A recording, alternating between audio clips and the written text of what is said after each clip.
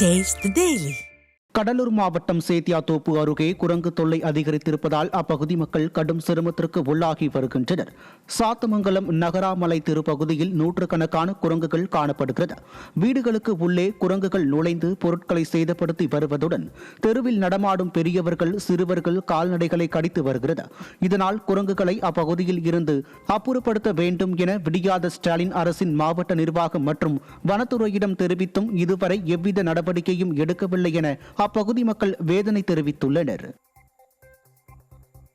ஊர்ல குரங்கு பொதுமக்களை ரொம்ப அச்சுறுத்துது. ஒரு குழந்தைங்க வாசல்ல தெளிவா விளையாட முடியல, சுதந்திரமா இருக்க முடியல, குழந்தைங்க போக முடியல, வர முடியல. குரங்கு பண்ற அட்டுழியம் பொருளும் சரி எல்லாத்தையுமே ரொம்ப நஷ்டப்படுத்துதுங்க.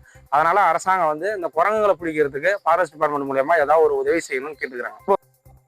தூத்துக்குடி மாவட்டம் ஏரலில் காணும் பொங்கலை ஒட்டி தாமிரபரணி ஆற்றங்கரையில் பொதுமக்கள் தங்கள் குடும்பத்துடன் திரண்டு மகிழ்ந்தனர். தாமிரபரணி ஆற்றில் திரண்ட மக்கள் குடும்பத்தினருடன் நண்பர்களுடன் விளையாடி பொழுதை கழித்தனர். இளம் பெண்கள் ஆண்கள் குழந்தைகளைப் போல் விளையாடி மகிழ்ந்தனர். மேலும் பட்டங்களை பறக்கவிட்டும் ஆரவாரம் செய்தனர். இதனால் தாமிரபரணி ஆற்றங்கரை விழாக்கோலம் பூண்டது.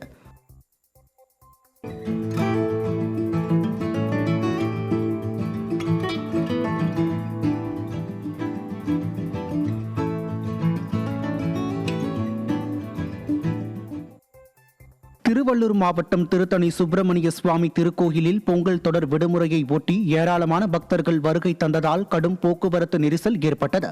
தமிழகம் மட்டுமின்றி அண்டை மாநிலங்களிலும் இருந்தும் சுப்பிரமணிய சுவாமியை தரிசனம் செய்ய வருகை தந்தனர்.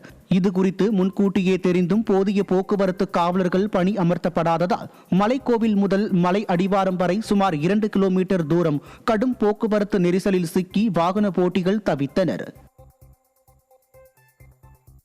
விருதுநகர் மாவட்டம் ஸ்ரீவில்லிபுத்தூர் அருகே உள்ள கூமாப்பட்டியில் மாட்டுப் பொங்கலை ஒட்டி ஜல்லிக்கட்டு காளைகள் ஊர்வலமாக அழைத்து வரப்பட்டு சிறப்பு பூஜைகள் செய்யப்பட்டன. அலங்கரிக்கப்பட்ட ஜல்லிக்கட்டு காளைகளை மேலதாளங்கள் முழங்க அதன் உரிமையாளர்கள் ஊர்வலமாக அழைத்துச் சென்றனர். தொடர்ந்து உழவு தொழிலுக்கு உறுதுணையாக இருக்கும் காளைகள் மற்றும் பால் மாடுகளுக்கு சிறப்பு பூஜைகள் செய்து வழிபட்டனர்.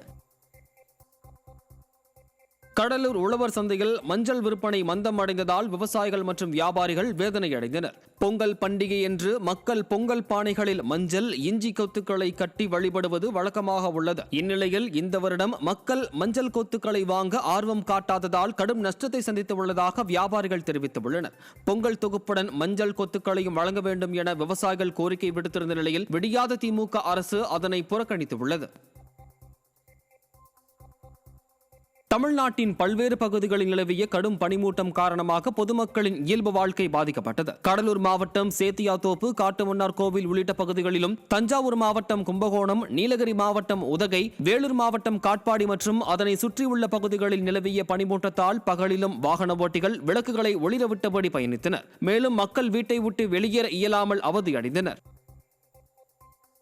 தொடர் விடுமுறையை ஒட்டி கன்னியாகுமரி கடற்கரையில் குவிந்த சுற்றுலா பயணிகள் சூரிய உதயத்தை கண்டு ரசித்தனர். தமிழகம் மட்டுமின்றி பல்வேறு மாநிலங்களைச் சேர்ந்த சுற்றுலா பயணிகளும் சபரிமலையில் மகரஜோதி தரிசனம் கண்டு திரும்பிய பக்தர்களும் சூரிய உதயத்தை கண்டு களித்தனர். மேலும் சுற்றுலா பயணிகள் தங்கள் குடும்பத்தினருடன் ஆனந்த ஆரவாரமிட்டும் செல்ஃபி எடுத்தும் ரசித்தனர்.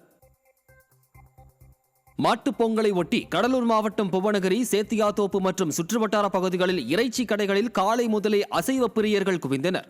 கோழி மற்றும் ஆட்டிறைச்சியின் விலை உயர்ந்து காணப்பட்ட போதிலும் மக்கள் ஆர்வமுடன் அவற்றை வாங்கிச் சென்றனர். இதேபோன்று கும்பகோணம் நகரில் உள்ள மீன் அங்காடியிலும் மீன், நண்டு, இறால் உள்ளிட்டவற்றை வாங்க ஏராளமான மீன் பிரியர்கள் குவிந்தனர்.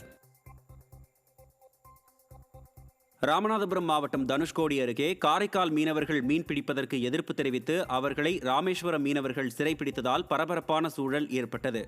தனுஷ்கோடி கடற்பகுதியில் காரைக்கால் மீனவர்கள் பல நாட்கள் தங்கி மீன் பிடிப்பதால் தங்களின் வாழ்வாதாரம் பாதிக்கப்படுவதாக ராமேஸ்வரம் மீனவர்கள் வேதனை தெரிவித்துள்ளனர்.